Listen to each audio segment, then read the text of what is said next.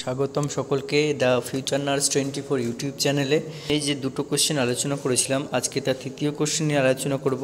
দেখো, C dug question দেখতে পাচ্ছ অন দ্য স্ক্রিনে। Describe the action to be taken by a community nurse to prevent PEM at family level and community level.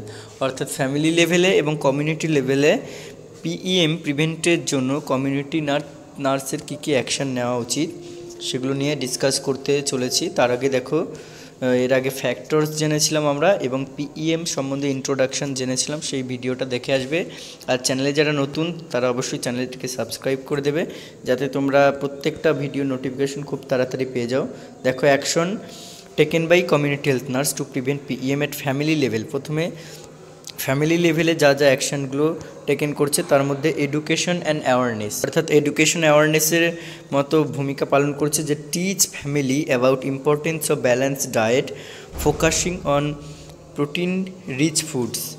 আচ্ছা, এছাড়া হচ্ছে show families how to prepare nutritious meals using locally available ingredients. অর্থাৎ কী করে locally যে সমস্ত উপাদানগুলো পাওয়া যায় সেখান থেকে কী করে নিউট্রিশাস ফুড পাওয়া যায়, কী করে তৈরি করা যায় সেগুলো দেখানো। আর educate mothers about benefits of exclusive breastfeeding.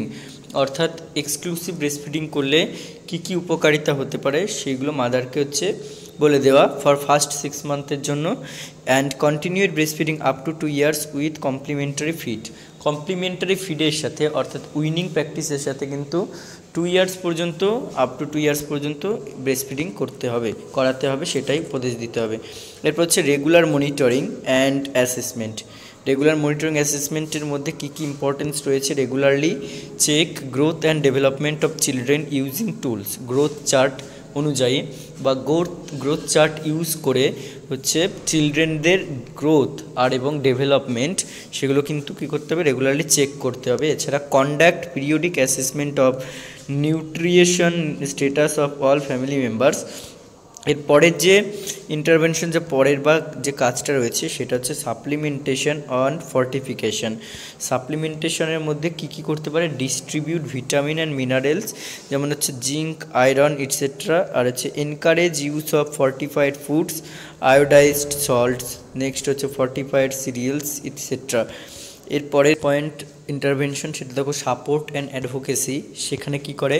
Work with local organisation and government agency, promote and support activities that increase family income enabling them to afford better nutrition. অর্থাৎ বিভিন্ন লোকাল অর্গানাইজেশন এবং গভর্নমেন্ট এজেন্সির সাথে work করে এবং যে সমস্ত family income, মানে যে সমস্ত অ্যাক্টিভিটিসগুলো ফ্যামিলি ইনকাম হচ্ছে ইনক্রিজ করতে পারে তাদের প্রমোট করে, সেই সমস্ত অ্যাক্টিভিটিসগুলোকে সাপোর্ট করা, এইগুলো হচ্ছে আর একটা ইন্টারভেনশনসের মধ্যে পড়ছে।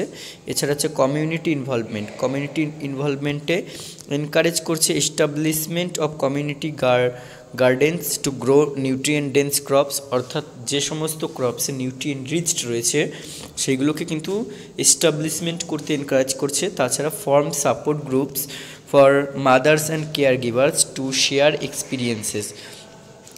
এর পরবর্তী যে ইন্টারভেনশনস রয়েছে সেটা হচ্ছে disease prevention and control. Disease prevention কন্ট্রোলে ensure children are vaccinated against common childhood diseases. সমস্ত যে চাইল্ডহুড ডিজিজেসগুলো রয়েছে সেখান থেকে যেন ওয়েল ভ্যাকসিনেটেড হয়। এছাড়া হচ্ছে promote good hygiene practice and safe food handling.